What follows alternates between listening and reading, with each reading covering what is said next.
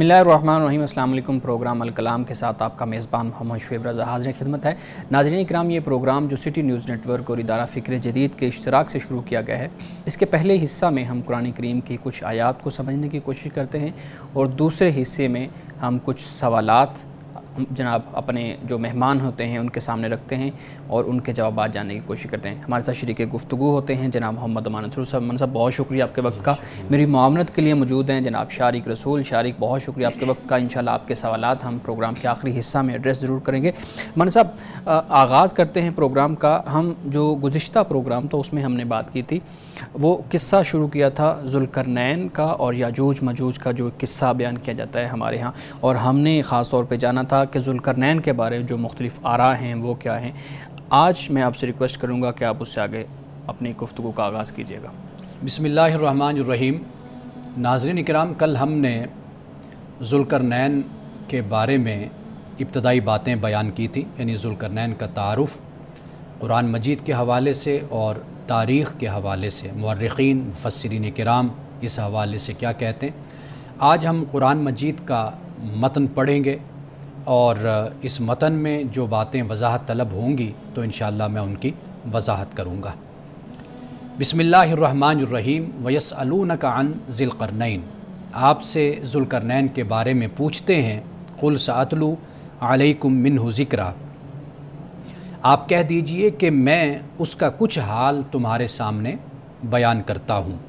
इन्ना मक्कन्ना लहू फ़िल अर्दि व आतैनाहु मिन कुल्लि शैइन सबबा, हमने उसको ज़मीन में इक़्तिदार दिया था और हमने उसको हर चीज़ का सामान दिया था, यानी वसाइल हमने ज़ुल्करनैन को अता किए थे। फ़अतबअ सबबा, फिर ज़ुल्करनैन एक राह के पीछे चले, यानी ये ज़ुल्करनैन की पहली मुहिम की तरफ इशारा होता है जो मादा और लीडिया को फ़तह किया और फिर उसके कदम जाकर बहरे रोम के साहिल पर ठहरे थे। फरमाया हत्ता इज़ा बालगा मग़रिब अश-शम्सी वजदहा तग़रुबु फ़ी आइनिन हमियतिन व वजद इंदहा क़ौमा, यहाँ तक कि वो सूरज के ग़ुरूब होने के मकाम तक पहुँच गया। उसने सूरज को देखा कि वो एक काले पानी में डूब रहा है और वहाँ उसको फिर एक ऐसी कौम मिली। क़ुलना या ज़ुल्करनैन, तो हमने कहा कि ए ज़ुल्करनैन, इम्मा अन तुअज़्ज़िबा व इम्मा अन तत्तख़िज़ा फ़ीहिम हुस्ना, कि तुम चाहो तो इनको सज़ा दो और अगर तुम चाहो तो इनके साथ अच्छा सलूक करो। क़ाल अम्मा मन ज़ालमा फ़सौफ़ नुअज़्ज़िबुहु सुम्मा युरद्दु इला रब्बिही फ़युअज़्ज़िबुहु अज़ाबन नुकरा, तो ज़ुल्करनैन ने कहा कि जो इनमें से जुल्म करेगा हम उसको सज़ा देंगे, फिर वो अपने रब के पास पहुँचाया जाएगा, फिर वो उसको सख्त सज़ा देगा। व अम्मा मन आमना व आमिला सालिहन फ़लहु जज़ाअनिल हुस्ना व सनक़ूलु लहू मिन अम्रिना युसरा, और जो शख्स ईमान लाएगा और अच्छे अमल करेगा उसके लिए अच्छी जज़ा है और हम भी उसके साथ आसान मामला करेंगे। सुम्मा अतबअ सबबा, फिर एक और राह पर वो चला। अब ये मशरक़ी समत में जो ज़ुल्करनैन की मुहिम थी, लश्कर कशी थी, ये उसका बयान हो रहा है। यानी मकरान, कंधार, बल्ख के जो वहशी कबाइल थे कि जिन्होंने सरकशी कर रखी थी फ़ारिस के मशरक़ी सरहद पर, तो वहाँ पर फिर ज़ुल्करनैन पहुँचे और उनकी फिर वहाँ पर सरकोबी की। तो कुरान पाक बयान करता है कि हत्ता इज़ा बलगा मतलअ अश-शम्स, यहाँ तक कि वो जब वो सूरज निकलने की जगह पहुँचा तो फिर वजदहा ततलु अला क़ौमिन लम नजअल लहुम मिन दूनिहा सितरा, तो उसने सूरज को एक ऐसी कौम पर तुलू होते हुए पाया जिनके लिए हमने आफ़ताब के ऊपर कोई आड़ नहीं रखी थी। कज़ालिक वक़द अहतना बिमा लदैहि खुबरा, ये इसी तरह है और हम ज़ुल्करनैन के अहवाल से बाखबर हैं। अब इसके बाद ज़ुल्करनैन की तीसरी मुहिम शुरू होती है। फरमाया सुम्मा अतबअ सबबा, फिर वो एक और राह पर चला। अब ये जो तीसरी मुहिम है, मुअर्रिख़ीन इसका ज़िक्र नहीं करते, बस इतना ज़िक्र कर देते हैं कि बाबल की फ़तह के बाद ज़ुल्करनैन शुमाल मशरिक़ की तरफ रवाना हुआ था। और कल आपने ज़ुल्करनैन के हवाले से जो मेरी गुफ्तगू समाअत फरमाई थी उसमें मैंने इस हवाले से तफसील से बताया था। अब कुरान मजीद कहता है कि हत्ता इज़ा बलगा बैन सद्दैन, یہاں تک کہ جب وہ پہاڑوں کے درمیان پہنچا وجد من دونہما قوما تو ان کے پاس اس نے ایک قوم کو پایا لا یکادون یفقہون قولا کہ وہ قوم ایسی تھی کہ جو کوئی بات سمجھ نہیں پاتی تھی. قالوا یا ذی القرنین انہوں نے کہا کہ اے ذی القرنین ان یاجوج و ماجوج مفسدون فی الارض فہل نجعل لک خرجا علی ان تجعل بیننا و بینہم سدا. انہوں نے کہا کہ اے ذی القرنین یاجوج اور ماجوج ہمارے ملک میں فساد پھیلاتے ہیں تو کیا ہم تم کو کوئی محصول اس کے لیے مقرر کر دیں کہ تم ہمارے اور ان کے درمیان کوئی روک بنا دو یعنی کوئی دیوار کھڑی کر دو. تو اس کے بعد ذوالقرنین نے کہا قال ما مکنی فیہ ربی خیر فاعینونی بقوۃ اجعل بینکم و بینہم ردما.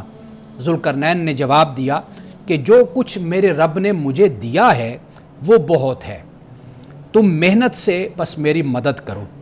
اور اس کے بعد کہا کہ آتونی زبر الحدید کہ میں تمہارے اور ان کے درمیان ایک دیوار بنا دیتا ہوں حتی اذا ساوا بین الصدفین قال انفخوا.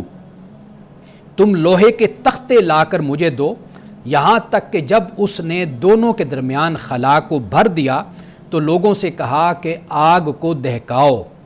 حتی اذا جعلہ نارا اور یہاں تک کہ جب اس کو آگ کر دیا تو کہا قال آتونی افرغ علیہ قطرہ کہ اب اس پر پگھلا ہوا تانبا ڈال دو. فمستطاعوا ان یظہروہ ومستطاعوا لہ نقبا کہ پھر اس کے بعد پس یاجوج اور ماجوج نہ اس پر چڑھ سکتے ہیں اور نہ اس میں سوراخ کر سکتے تھے. قال ھذا رحمت من ربی ذوالقرنین نے کہا کہ یہ میرے رب کی طرف سے رحمت ہے. فَإِذَا جَاءَ وَعْدُ رَبِّي جَعَلَهُ دَكَّا وَكَانَ وَعْدُ رَبِّي حَقًّا. یہ میرے رب کی رحمت ہے، پھر جب میرے رب کا وعدہ آئے گا تو وہ اس کو ڈھا کر برابر کر دے گا اور میرے رب کا وعدہ سچا ہے. اب اس کے بعد آخری جو 3 آیتیں ہیں اس میں فرمایا وَتَرَكْنَا بَعْدَهُمْ يَوْمَئِذٍ يَمُوجُ فِي بَعْدٍ وَنُفِخَ فِي الصُّورِ فَجَمَعْنَاهُمْ جَمْعًا. اور اس دن ہم لوگوں کو چھوڑ دیں گے، وہ موجوں کی طرح ایک دوسرے میں گھسیں گے اور پھر سور پھونکا جائے گا، پس ہم سب کو ایک ساتھ جمع کریں گے. وَعَرَضْنَا جَهَنَّمَ يَوْمَئِذٍ لِّلْكَافِرِينَ عَرْضًا اور اس دن ہم جہنم کو منکروں کے سامنے لائیں گے. الَّذِينَ كَانَتْ أَعْيُنُهُمْ فِي غِطَاءٍ عَنْ ذِكْرِي وَكَانُوا لَا يَسْتَطِيعُونَ سَمْعًا جن کی آنکھوں پر ہماری یاد دہانی سے پردہ پڑا رہا اور کچھ سننے کے لیے تیار نہ تھے. خواتین و حضرات، کل ہم یاجوج ماجوج کے متعلق بات کریں گے. ہمارے ہاں اس کے حوالے سے جو غلط فہمیاں پائی جاتی ہیں اور غلط روایات جو ہمارے ہاں نقل کی جاتی ہیں ہم اس پر تفصیل سے بات کریں گے. میں آپ کو بتاؤں گا کہ یاجوج ماجوج سے مراد کون سی قوم ہے، آیا کہ وہ آج بھی موجود ہے یا نہیں ہے، اور قرآن مجید نے ان کے حوالے سے جو کچھ بھی بیان کیا اس مقام پر اور پھر سورۃ الانبیاء میں بھی ایک جگہ پر اس کا ذکر ہوتا ہے. تو میں کل اس کے بارے میں عرض کروں گا اور تفصیل سے بتاؤں گا کہ قرآن مجید نے جو ان کے بارے میں بتایا ہے ہمیں تو اس سے مراد کیا ہے. آیا کہ قیامت ہے یا دنیا میں کوئی ایک بہت بڑا ریولوشن اور انقلاب ہے کہ جو یاجوج ماجوج آنے والے وقت میں لائیں گے. جی ناظرین کرام، یہاں پہ وقت ہوا چاہتا ہے ایک بریک کا، ہمارے ساتھ رہیے گا.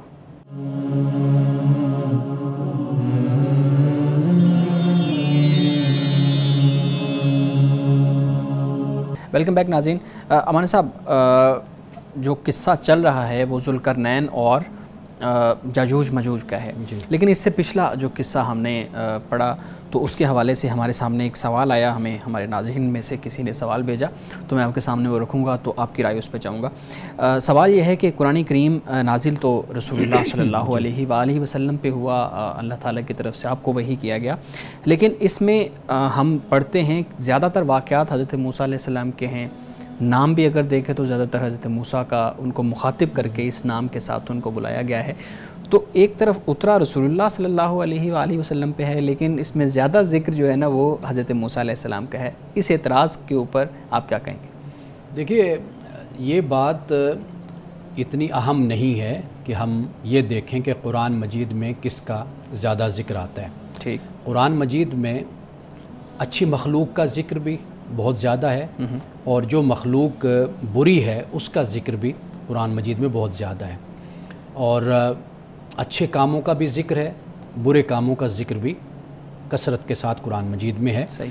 عدد کا ہونا قرآن مجید میں یہ اہم نہیں ہے، اصل جو بات سمجھنے والی ہے وہ یہ ہے کہ قرآن مجید کس ہستی پر نازل ہوا، کس شخصیت پر نازل ہوا، کون سی شخصیت واسطہ اور وسیلہ ہے، ٹھیک، وہ رسول اللہ صلی اللہ علیہ وسلم کی ذات اقدس ہے۔ باقی کس پیغمبر کا، کس نبی کا، کس رسول کا ذکر کتنا قرآن میں موجود ہے، یہ بات جو ہے یہ در حقیقت اس کو بیان کرتی ہے کہ جہاں قرآن اترا، جہاں قرآن مجید نازل ہوا، وہاں پر کون سی قوم موجود تھی، اور آج دنیا میں جو قومیں موجود ہیں وہ کون سی قومیں ہیں۔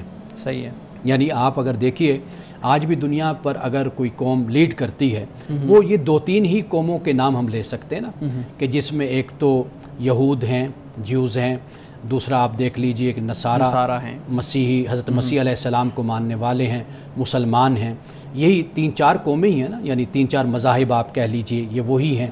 تو قرآن مجید نے اگر اس وقت جو بیان فرمایا، جس قوم کے تناظر میں، جس قوم کی تاریخ میں، جس قوم کی تہذیب میں، کلچر میں مسلمانوں کے لیے اسباق تھے، مسلمانوں کے لیے لیسن تھے، مسلمانوں کے لیے ہدایت اور رہنمائی تھی، تو قرآن مجید نے اس قوم کو زیادہ ذکر کیا۔ مثال کے طور پر جب قوم یہود کا ذکر ہوتا ہے، یعنی حضرت موسیٰ علیہ السلام، حضرت موسیٰ علیہ السلام سے قوم یہود کو آپ اس طرح منسوب نہیں کر سکتے، اس لیے کہ بنی اسرائیل کا جب ہم لفظ بولتے ہیں تو حضرت یعقوب علیہ السلام کی قوم ہو گئی، ماننے والے ہو گئے، اولاد ہو گئی، تو وہ سارا معاملہ تو وہاں سے شروع مختلف انبیاء آئے، پھر حضرت ابراہیم علیہ السلام، بلکہ پھر آپ اس سے بھی پیچھے چلے جائیے، تو جب آپ اس قوم کا ذکر کرتے ہیں، قوم یہود کا، تو یہ حضرت موسیٰ علیہ السلام کے زمانے سے بھی کہیں پہلے، یعنی 2000 سال 2200 سال پہلے آپ کہہ لیجئے، وہ تقریباً اتنا عرصہ بن جاتا ہے ان کا۔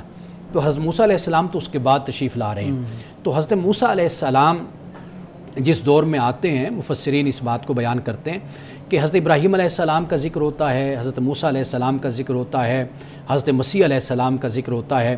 وہ اسی لیے ذکر ہوتا ہے کہ ان کی شخصیت کے ساتھ انسانی تاریخ میں وہ اہم واقعات ہیں کہ جن کا بیان ہونا ضروری تھا، انسانیت کو اس سے آگاہی ضروری تھی، اور پھر یہ ہے کہ اس میں جو چیزیں پوشیدہ ہیں مسلمانوں کے لیے وہ سب سے زیادہ اہم ہے۔ یعنی آپ دیکھیے نا، ایک حدیث بیان کی جاتی ہے کہ 72 فرقے جو ان سے 71 فرقے وہ قوم مسیح میں بنیں گے، بنے، اور 72 جو ان سے ہیں وہ قوم یہود میں، تو مسلمانوں میں 73 کا بنیں گے۔ تو وہ در حقیقت مسلمانوں کو اس بات سے خبردار کیا گیا، یہ نہیں کہا تھا کہ بھئی تم اس پہ لگ جانا کہ ہر صورت میں 73 آپ نے بنانے ہیں، اس بات کو پورا کرنا، بلکہ یہ خبردار کیا گیا کہ قومیں اس طریقے سے خرابیوں میں مبتلا ہوتی چلی جاتی ہیں، دین کو چھوڑتی چلی جاتی ہیں، اور پھر اپنا قائم کردہ جو ایک مذہبی تصور ہوتا ہے اسی کو دین سمجھ کر اسی کو ہی اپنے اوپر طاری کر لیتی ہیں۔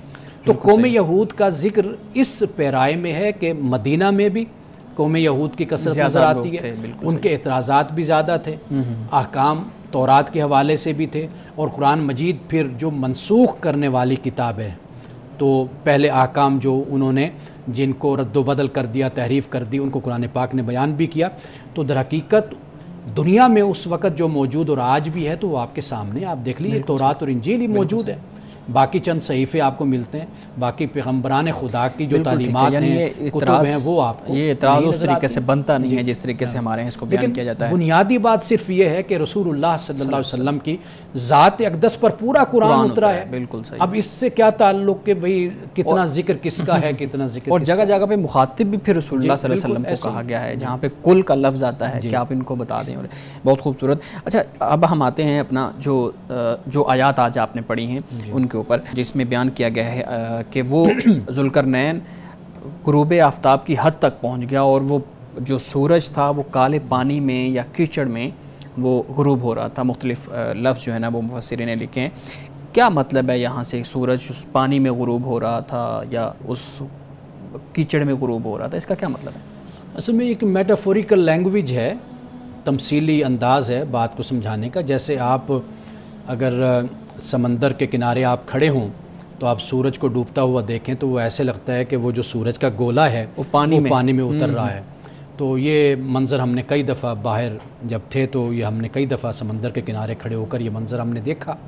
تو یہ ایک تمثیلی انداز ہے بات کو سمجھانے کا. ٹھیک ہے، یعنی اس میں وہ کوئی ایسی بات نہیں ہے کہ وہ کسی چیز میں غروب ہو رہا تھا اور یہ چیزیں ہیں.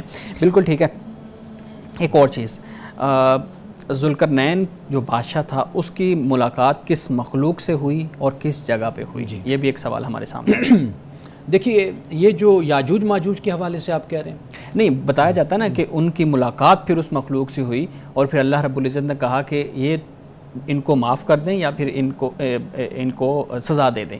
اب یہاں پہ کس مخلوق کا جو ہے نا بیان ہو رہا ہے؟ یہ ذکر ہوا ہے دوسری مہم کے حوالے سے. وہاں پر جیسے میں نے ابھی ذکر کیا تھا کہ وہ جو وہاں پر جو سرکش لوگ تھے ظالم، تو ان کا راستہ بند کرنے کے لیے حضرت ذوالقرنین نے وہاں پر پھر ان کا مقابلہ کیا اور ان کو مفتوح کر دیا، ان پر غلبہ پا لیا تھا. ٹھیک ہے، یعنی یہ ان کے بارے میں بیان ہو رہا ہے. ٹھیک ہے، آخری سوال میرا، سورہ کہف کے اندر 4 قصے بیان ہوئے ہیں.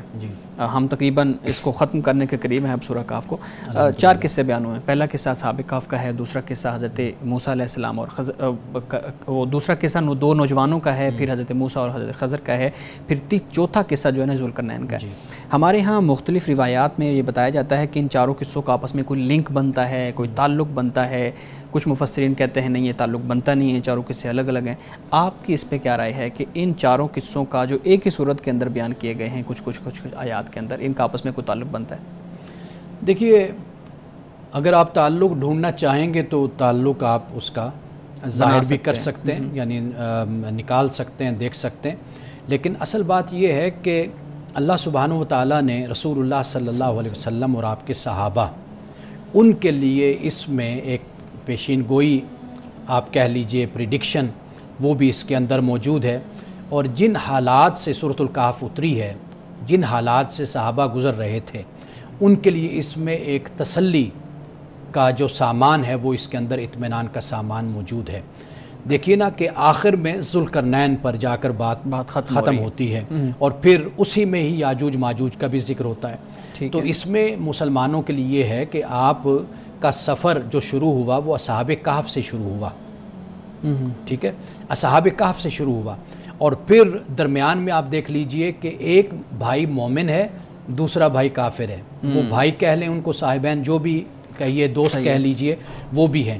یہی صورتحال مدینہ میں، مکہ میں تھی کہ اگر ایک بھائی مسلمان ہے، مومن ہے، تو دوسرا بھائی کافر ہے، منافق ہے، یا وہ مشرک ہے، یا وہ یہود و نصارہ میں سے ہے، اور وہ اپنی دولت اور اپنے مال اور اپنی سیاست پر وہ اتراتا ہے. لیکن مسلمان اس وقت کمزور تھا. تو یہ ایک مسلمانوں کے لیے اس میں یہ چیز بھی نظر آتی ہے.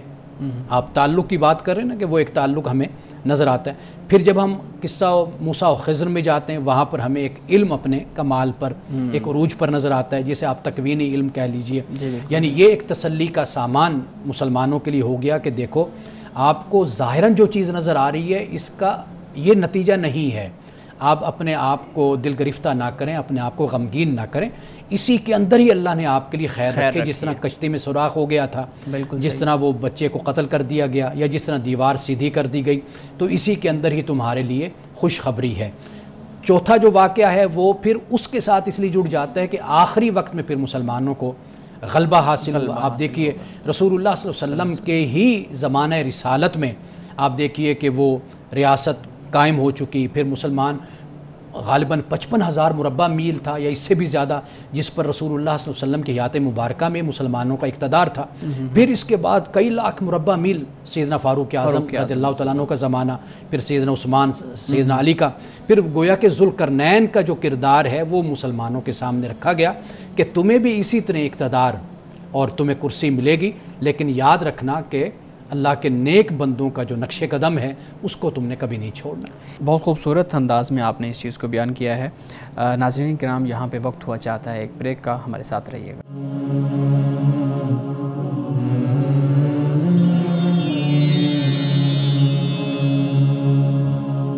ویلکم بیک ناظرین. شارق، آپ کے پاس بھی کچھ سوالات ہوں گے تو پلیز زمانے صاحب کے سامنے رکھیے. تھینک یو سو مچ فیف صاحب.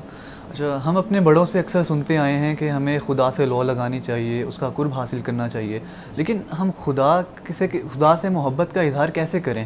کیونکہ ہم نمازیں پڑھتے ہیں، عبادات کرتے ہیں، لیکن اس لیے نہیں کہ ہم خدا سے ملاقات کرنا چاہتے ہیں، بلکہ اس لیے کیونکہ ہمیں آخرت کی فکر ہے اور ایک ذمہ داری کے احساس سے اپنی عبادات کو سر انجام دیتے ہیں.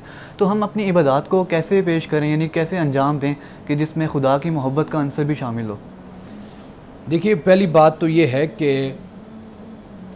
جو ذمہ داری ایک بحیثیت مسلمان لاگو ہوتی ہے، لازم ہوتی ہے، اس کی ادائیگی تو ہر صورت میں مسلمان نے کرنی ہے. یعنی جب آپ اپنے آپ کو کسی قاعدے کا پابند کر لیتے ہیں، کسی عقیدے کا پابند کر لیتے ہیں، یہ ایسی ہے کہ جیسے آپ کسی کمپنی کو جوائن کرتے ہیں، آپ کسی جماعت کو جوائن کرتے ہیں، تو ان کا ایک فارم ہوتا ہے کہ جس کو آپ فل کرتے ہیں، اس پر آپ سائن کرتے ہیں اور آپ ایگری کرتے ہیں، آپ حلف دیتے ہیں، آپ سائن کر دیتے ہیں کہ جی میں ان شرائط پر پابند رہوں گا اور ان کی میں پابندی کروں گا. اسی طرح جب آپ کسی مذہب کو اختیار کرتے ہیں، مذہب اسلام کو اختیار کیا، مسلمان ہوئے، تو اب وہ چیزیں کہ جو ایک اسلام کے قبول کرنے کے بعد لازم اور ضروری ہو جاتی ہیں، پھر اس پر ہر صورت میں عمل کرنا ایک مسلمان کا فرض ہو جاتا ہے. یعنی یہ بڑی بنیادی بات میں بیان کر رہا ہوں. پھر اب یہاں پر آپ اسے بادل نخواستہ کہہ لیجئے، طوعاً او کرہن آپ اس کو کہہ لیجئے، بہرحال پھر آپ نے اس کو سر انجام دینا ہی دینا ہے. مثال کے طور پر نماز ہے، اگر کوئی کہتا ہے جی میرا جی نہیں چاہ رہا، نعوذ باللہ، کوئی یعنی ایسی حالت میں انسان کہتا ہے جی میں، تو لیکن جب وہ فرض ہے، وہ خود کو مسلمان کہتا ہے، تو پھر اس کو چاہیے کہ وہ نماز کو ادا کرے. یعنی یہ پہلی بات ہو گئی. اب وہ دل کا چاہنا نہ چاہنا، تو اب یہ نہیں، اللہ تعالیٰ انسان کی، مسلمان کی پریورٹی ہونا چاہیے، فرسٹ پریورٹی، یعنی پہلی ترجیح مسلمان کی اللہ تعالیٰ کی ذات ہونی چاہیے. تو ایک تو یہ بات بڑی اہم ہو جاتی ہے. دوسری بات، میں اکثر طور پر اپنے نوجوانوں کو یہ مشورہ دیا کرتا ہوں کہ اگر کوئی صاحب علم اور صاحب کردار اور صاحب تقویٰ اگر انسان آپ کو میسر آتا ہے، تو اس کی صحبت کو ضرور اختیار کریں، اس کی مجلس میں بیٹھیں، اس کی محفل میں بیٹھیں، اس سے علم سیکھیں، اس سے گفتگو سنیں، اس کا کلام سنیں، اس کے کردار کو دیکھیں. یہ جو چیز ہے صحبت، کمپنی جس کو ہم کہتے ہیں، اس کا انسان کی شخصیت پر بڑا گہرا اثر ہوتا ہے. لوگوں کو ذوق پیدا ہو جاتا ہے، طبیعت اچھی ہو جاتی ہے جب وہ ایسے لوگوں کی صحبت کو اختیار کرتے ہیں. تو ایک تو بنیادی بات یہ ہوتی ہے کہ ذمہ داری، رسپانسبلٹی ہے. مثال کے طور پر آپ کا جی نہیں چاہ رہا آفس جانے کو، لیکن آپ نے آفس تو جانا ہی ہے، آپ کا ڈیوٹی ٹائم ہے، آپ کے ذمے کوئی اور ایسا کوئی کام ہے، آپ نے پیپر دینا ہے، آپ کہیں جی پیپر دینے کو دل نہیں چاہ رہا، لیکن آپ نے پیپر دینا ہے. اسی طریقے سے مثلا پروگرام ہوتا ہے، تو پروگرام کے حوالے سے آپ کہیں کہ جی آج میرا موڈ نہیں بن رہا کہ میں جلدی اٹھ کر آؤں اور میں پروگرام کروں، تو لیکن آپ نے اٹھنا ہے، پروگرام کرنا ہے، آپ کی ذمہ داری ہے. تو ذمہ داری ایک تو بنیادی طور پر انسان کو سمجھنی چاہیے. اور پھر آخری بات جو اس کے بارے میں شعور جو ہے وہ ضروری ہے، جسے ایمانی شعور ایمان جس کو کہا جاتا ہے نا، ایمان کا شعور، یہ اگر ایک مسلمان میں پیدا ہو جائے تو پھر اس کی عبادت میں آپ کہہ لیجئے ایک لذت اور ایک توجہ اس کو حاصل ہو جاتی ہے. وہ کیا چیز ہے؟ وہ یہ ہے کہ میں مسلمان ہوا ہوں، مومن ہوا ہوں، تو میں کیوں ہوا ہوں؟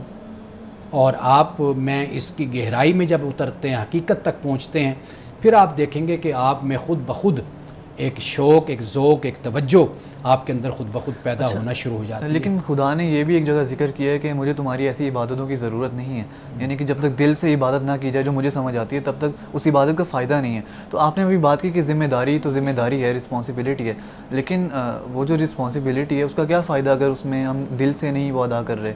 یہ بڑا اہم سوال آپ نے کیا ہے، لیکن میں آپ کو یہ بتاؤں کہ اللہ سبحانہ و تعالیٰ وہاں پہ فرماتا ہے کہ بھئی مجھے ضرورت تمہاری عبادت کی نہیں ہے، جہاں پر انسان ایک وقت میں خدا کو بھی سوچتا ہے اور ساتھ ہی کوئی اور غرض بھی ساتھ رکھتا ہے. خدا کو ایسی عبادت کی ضرورت نہیں ہوتی. یعنی انسان عبادت کر رہا ہے اور ساتھ مقصد کیا ہے؟ لوگوں کو دکھانا، تسنو، مطلب دل سے نہیں کر رہا وہ عبادت، دل سے یعنی بناوٹ، خدا سے ملاقات کی غرض نہیں، نمود و نمائش. جب یہ چیز انسان دو چیزیں آپس میں آ جاتی ہیں نا تو وہاں پر اللہ سبحانہ و تعالیٰ پھر انسان سے کہتا ہے کہ یہ اب تم نے جسے افرائیت من اتخذ الہہ ہواہ کہا گیا کہ کیا دیکھا اس شخص کو جس نے اپنے خواہش کو اپنا الہ اپنا معبود بنا لیا. تو جہاں پر یہ صورت ہو تو وہاں پر پھر خدا کہتا ہے بھائی مجھے تمہاری عبادت کی ضرورت نہیں ہے. لیکن ایک ہے انسان کا فطری تقاضا، جبلی تقاضا، کہ انسان مثال کے طور پر ایک شخص ہے جو بہت تھکا ہوا ہے، اگر وہ صبح کی نماز کے لیے اٹھنا اس کو مشکل لگتا ہے تو واضح بات ہے کہ تھکاوٹ کے باوجود بھی اس کو ہمت کرنی ہے کہ وہ اٹھے نماز کو ادا کرے. اب وہ دل کا چاہنا نہ چاہنا وہ ایک طرف ہو گیا، لیکن رب کا جو حکم ہے وہ حکم اس نے ہر صورت میں بجا لانا ہے. یہ چیز جو آپ جس طرف اشارہ کر رہے ہیں وہ ایسا نہیں ہے کہ اللہ یہ کہے کہ مجھے اس کی ضرورت نہیں ہے. اللہ وہاں پہ کہتا ہے ضرورت نہیں جہاں پر آپ خدا کے مقابل کسی اور چیز کو لے کر آ جاتے ہیں. کوئی چیز ہے جو فطری بات ہے، جیسے تھکاوٹ میں نے بتایا، بیماری ہے، مرض ہے اور کوئی مسئلہ ہو جاتا ہے، لیکن اس میں بھی حکم اسی بات کا ہے کہ انسان کوشش کر کے ہمت کر کے اس فریضے کو اس ذمہ داری کو ادا کرے. لیکن اس میں ایکسیپٹنس ہے، یعنی آپ چیزوں کو ایکسیپٹ کر رہے ہیں، آپ کا عمل اس سے کسی وجہ سے اس کے خلاف جا رہا ہے تو وہ الگ چیز ہے. جی بالکل یہی بات. اچھا نہیں، میں کلیریفائی کر دوں کہ میرے سوال کا مطلب یہ تھا کہ ہماری عبادت میں ایک شوق نہیں ہے، ایک ولولہ نہیں ہوتا، بلکہ ہم ایک سسٹمیٹک طریقے سے، روبوٹک طریقے سے اس کو انجام دیتے ہیں. تو میرے خیال میں اللہ نے اس سلسلے میں فرمایا تھا کہ اس طرح کی عبادت نہیں ہونی چاہیے، بلکہ ایک شوق ہونا چاہیے ملاقات کا، اس لحاظ سے یعنی کہ بات کی گئی تھی. دیکھیے میں نے اس لیے پہلی بات رکھی ہے ذمہ داری کی، رسپانسبلٹی کی. انسان کہیں سے تو اپنے سفر کو شروع کرتا ہے نا، جب آپ اس کو ذمہ داری سمجھیں گے تو آہستہ آہستہ وہ جو جس طرف آپ اشارہ کر رہے ہیں وہ بھی ذوق اور وہ بھی شوق اللہ تعالیٰ انسان کو دے دیتا ہے. لیکن بہرحال ایک ذمہ داری ہے، اس کو ہر صورت میں انسان نے ادا کرنا ہے. تو وہ جو شعیب صاحب نے بہت اچھی بات کہی ہے کہ ایک ہے انسان کی توجہ، ارادہ، ایک چیز ہے انسان کی جسمانی طور پر کوئی عارضہ. ان دو چیزوں میں بڑا فرق ہو جاتا ہے. یعنی ایک انسان ہے جو تھکاوٹ میں ہے، لیکن اللہ تو جانتا ہے نا کہ یہ دل سے چاہ رہا ہے کہ یہ نماز پڑھے، یہ عبادت کرے اور یہ میرے حکم کو مانے، محبت کا اظہار کرے. لیکن چونکہ تھکاوٹ اتنی شدید ہے کہ اس سے اٹھا نہیں جا رہا اور بڑی مشکل سے وہ اٹھ رہا ہے، چاہے اسے آپ بے دلی کہہ لیجئے، جو بھی صورت کہہ لیجئے، ظاہری طور پر ایسے لگ رہا ہے. تو ان دو چیزوں میں بڑا زمین آسمان کا فرق ہے. تو یہ اگر ہم فرق ملوز خاطر رکھیں تو میرا خیال ہے کہ پھر اس سوال کا ہمیں جواب مل جاتا ہے. اچھا، مذہب انسان سے یہ بھی تقاضا کرتا ہے کہ انسان جو ہے وہ اللہ سے محبت کرے اور ہر شے سے بڑھ کر اللہ سے محبت کرے. لیکن میں یہ سوچتا ہوں کہ اگر محبت اختیاری عمل ہے تو پھر تو یہ تقاضا درست ہے کہ انسان جو ہے وہ صرف خدا سے محبت کرے اور سب سے بڑھ کر کرے، کیونکہ اس کے ہاتھ میں. لیکن اگر محبت اختیاری نہیں ہے اور ایک ایسی کیفیت نہیں ہے کہ جو انسان خود پر طاری کر سکے جب چاہے، تو پھر یہ تقاضا کیسے درست ہے مذہب کی جانب سے کہ انسان جو ہے وہ صرف خدا سے محبت کرے اور وہ بھی سب سے بڑھ کر؟ دیکھیے بڑا اہم سوال ہے یہ آپ کا کہ عقل جو ہے نا، عقل جو اللہ نے انسان کو دی ہے، خطاب اصل میں اس سے ہوتا ہے. بالکل. اللہ سبحانہ و تعالیٰ جب آپ سے یہ کہتا ہے کہ آپ نے یہ کرنا ہے تو گویا کہ آپ اللہ کی بات کو سمجھ رہے ہیں، کیونکہ اللہ نے آپ کو ذوی العقول جو مخلوق ہے اس میں اللہ نے شعور دیا ہے، آپ کو عقل اللہ تعالیٰ نے دی ہے. ذوی العقول کا مطلب یعنی ذوی العقول جو عقل رکھنے والی. ہاں، ذو کا مطلب والا ہو گیا اور عقول عقل کی جمع ہو گئی، یعنی عقل والی جو مخلوق ہے، جیسے جن ہے، فرشتے ہیں، انسان ہیں، تو یہ اپنے ارادے سے جو کام کرتے ہیں، اللہ نے اس کو بنیادی طور پر خطاب کیا ہے. اب جب انسان ایک بات کو سمجھتا ہے نا، آپ دیکھیے کہ انسان محبت کہاں پر کرتا ہے؟ اپنے محسن کے ساتھ محبت کرتا ہے. کیوں محبت کرتا ہے؟ اس لیے کہ اسے پتہ ہے کہ یہ وہ شخص ہے کہ جس نے تکلیف میں، اسرت میں، تنگی میں میری مدد کی ہے اور یہ میری بھلائی سوچتا ہے، میرا ویل وشر ہے. اب آپ دیکھیے کہ اس کے ساتھ بھی انسان کو محبت ہو جاتی ہے. اچھا، دوسری محبت یہ ہوتی ہے کہ انسان کسی کے ظاہر کو دیکھتا ہے، خوبصورتی کو دیکھتا ہے، حسن و جمال کو دیکھتا ہے، اس کی وجہ سے بھی انسان کسی سے محبت کرتا ہے. اچھا، اسی طرح تیسری وجہ ہوتی ہے کہ جب انسان کسی کا اخلاق، کسی کا کردار، اسوہ حسنہ ان کو دیکھتا ہے تو پھر بھی انسان کو محبت ہو جاتی ہے. اب اللہ سبحانہ و تعالیٰ سے جو محبت ہے، اگر انسان اپنے عقلی تقاضوں پر دیکھے گا تو سب سے زیادہ تو انسان کی محبت کا حقدار تو خدا کی ذات بنتی ہے. ٹھیک ہے نا جی. والدین سے انسان محبت کرتا ہے، کیوں؟ والدین جنم کا ایک ذریعہ بن گئے، پیدائش کا ذریعہ بن گئے، انہوں نے پالا پوسا، تعلیم دی، نوجوان عمر تک پہنچا دیا، ساتھ ساتھ تعاون کرتے رہے، مدد کرتے رہے، پرورش کرتے رہے. انسان اپنے والدین سے بھی محبت کرتا ہے. اچھا، پھر اولاد سے جو محبت ہوتی ہے والدین کی، وہ ایک جبلی فطری محبت ہے جو اللہ تعالیٰ نے انسان کے دل میں ڈالی ہے کہ اولاد جیسی بھی ہو والدین کو اچھی لگتی ہے. یہ بھی محبت ہے. اب اگر اللہ سبحانہ و تعالیٰ کو اس عقل کے بنائے ہوئے پیمانے پہ، عقلی تقاضوں پہ اگر آپ دیکھیں گے تو خدا سے بڑھ کر کوئی حقدار بنتا ہی نہیں محبت کا. اس لیے کہ اللہ تعالیٰ قرآن پاک میں کہتا ہے کیف تکفرون باللہ وکنتم امواتا فاحیاکم ثم یمیتکم ثم یحییکم ثم الیہ ترجعون، کہ کیسے تم اللہ کا انکار کر سکتے ہو کہ جب کہ تم مردہ تھے. یعنی مردہ سے مراد یہ کہ تم عدم میں تھے، نتھنگنیس سے، پھر اللہ تعالیٰ تمہیں ایگزسٹنس میں لایا. یعنی ہمارا جو وجود ہے وہ بھی خدا کا محتاج ہے. پھر یہ جو ہماری زندگی ہے یہ بھی خدا کی محتاج ہے. ہماری زندگی میں جو آگے سلسلے صحت کے اور تمام معاملات چلتے ہیں وہ بھی خدا کے مرہون منت ہے.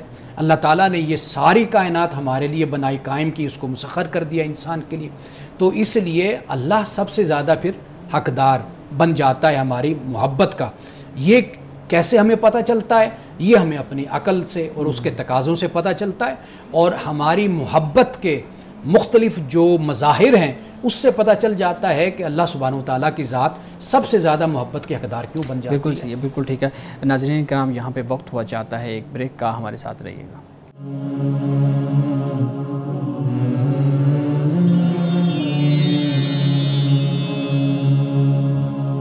ویلکم بیک ناظرین. شارق، آپ گفتگو کر رہے تھے خدا اور انسان کی جو محبت ہے اس کو کیسا ہونا چاہیے، پلیز. جی اچھا، تو آپ نے اپنی گفتگو میں ذکر کیا کہ جو محبت ہوتی ہے وہ انسان کی جبلت میں بھی ہوتی ہے، اور خدا کے ساتھ ساتھ انسانوں سے بھی کبھی کبھی محبت ہو جاتی ہے. تو اسی سے منسلک میرا اگلا سوال تھا کہ میں نے اکثر لوگوں کو کہتے سنا ہے کہ جو انسانوں کی محبت ہوتی ہے، جو انسانوں سے کی جانے والی محبت ہے، وہ عارضی ہوتی ہے اور کھوکھلی ہوتی ہے، اور خدا کے نزدیک یہ گناہ تصور کیا جاتا ہے. تو اگر یہ واقعی میں اگر یعنی کہ گناہ ہے یہ خدا کے نزدیک، تو پھر خدا نے یہ عنصر ہم میں شامل کیوں کیا؟ کیا یہ بھی ایک امتحان ہے؟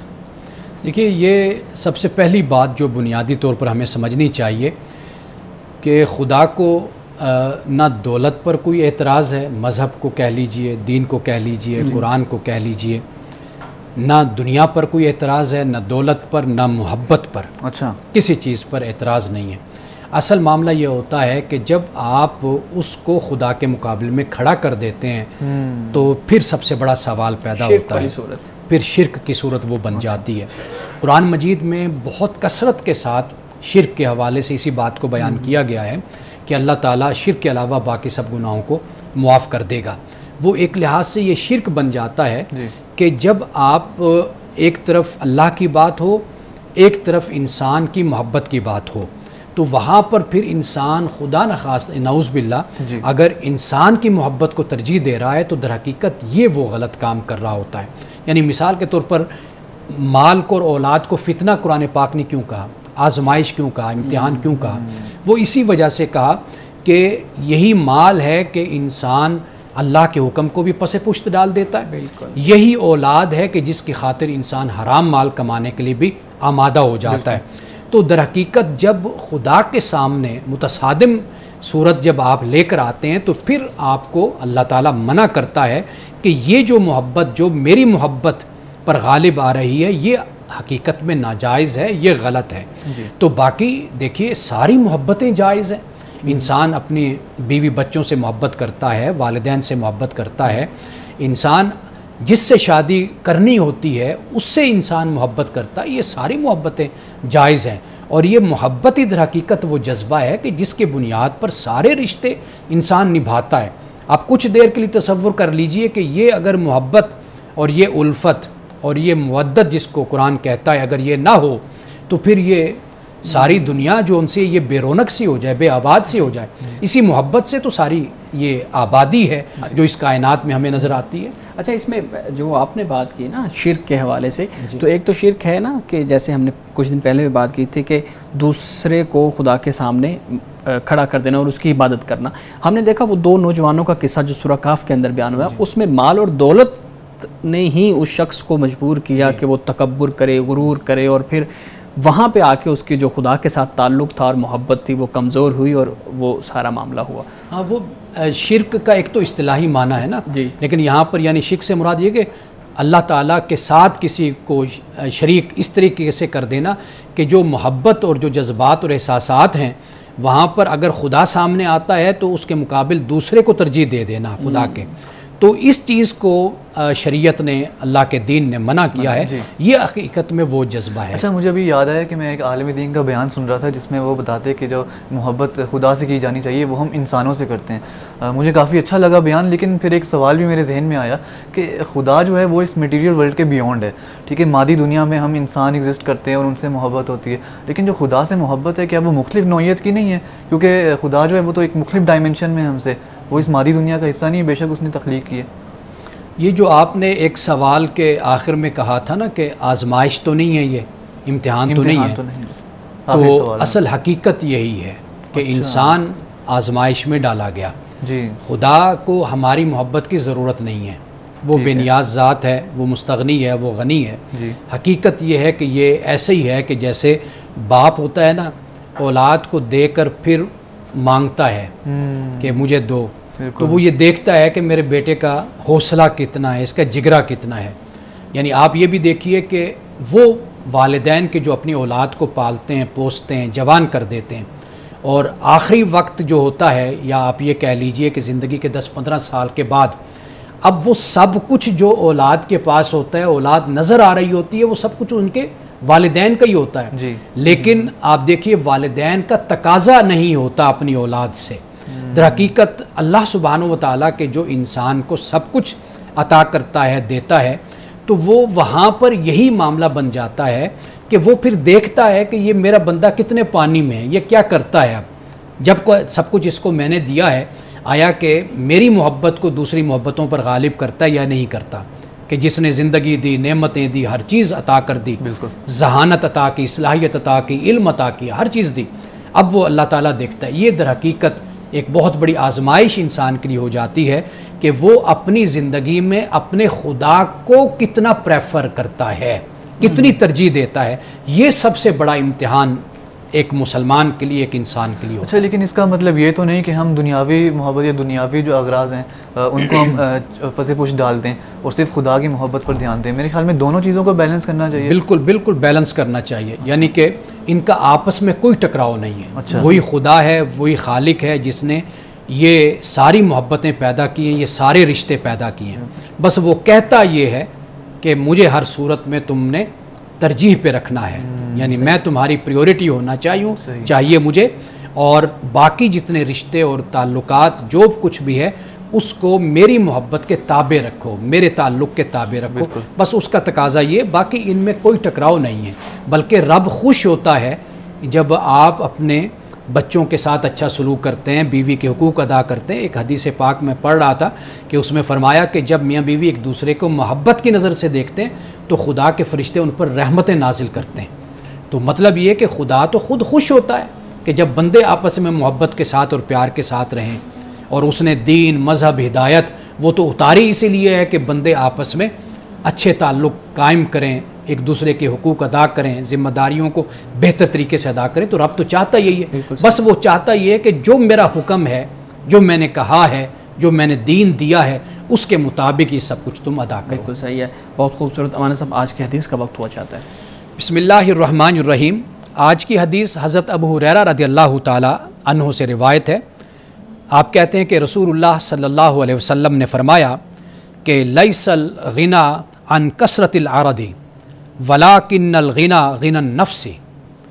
رسول اللہ صلی اللہ علیہ وسلم نے فرمایا کہ یہ جو امیری ہے یہ بہت زیادہ اسباب اور اشیاء اور چیزیں رکھنے سے نہیں ہوتی, بلکہ امیری یہ ہے کہ انسان کا دل بے نیاز ہو جائے.